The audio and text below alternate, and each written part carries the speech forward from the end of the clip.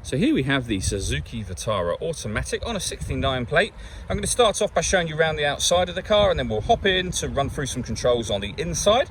But from the outside, you can see it's a 5-door car with alloy wheels and tinted windows around the rear. We're going to start off inside the boots, and then we'll work our way around the rest of the car from there. So as we approach the back of the car, you'll see we don't have reversing sensors. That's because this car has a full colour reversing camera, which I'll show you when we're inside the car. Plenty of boot space, along with that 60/40 split folding rear seat. And then underneath this tray section, even more space should you need it.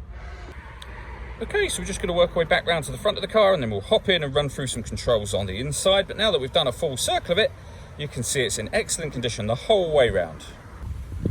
Just briefly before we climb in, I think it's well worth seeing the interior from this exterior point of view. There's plenty to run through on the dashboard, so let's hop in and we'll do that right now. Okay, now that we're inside the car, we're going to start with the dials. On the left-hand side, we have the rev counter, and on the right-hand side, the speedometer and fuel gauge. In the middle, you can see the total miles for this car, which are 1,574. In that section, you can also see that it will show you what gear we're in. We're in P for park at the moment. You can change the information that's displayed there by pressing this button just here, and you can get various different bits of information in that central section just there. As you can see, quite a lot of different bits of information available there. If we back out to the steering wheel, on the left-hand side, we've got stereo controls, and on the right-hand side, cruise control and speed limiter. Underneath the stereo controls just here, we have the phone controls. They can only be used after such time as you paired the phone up, which is done on the touchscreen over in the center just here. So amongst other things, obviously you have your music up there. There's plenty of ways to listen to your music in this car.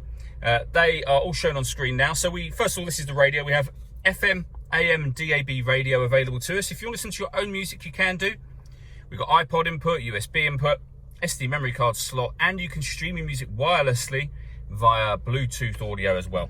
I mentioned that this car had a full color reversing camera. You can see that just being shown there.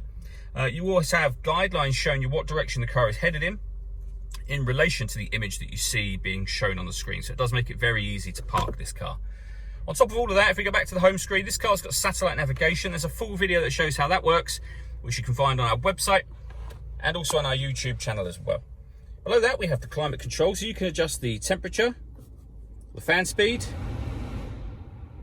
You can determine where you'd like the air to be redirected. Once you're happy with all of those settings, this button turns the air conditioning off or back on again, and that light shows when it's on, or hit auto. And the car will now take control of the fan speed and the direction of the air to maintain the temperature you've asked for. To override it, just readjust the fans, put it back on whatever setting you want it on here as well. Under that, we have the USB input and a 12-volt charging socket. We then have the gear lever for the fully automatic gearbox. All that leaves me to say is thank you for taking the time to watch this video. If you'd like to come and see the car in person and have a test drive, please feel free to call any of our MJA sites. We'd love to hear from you soon.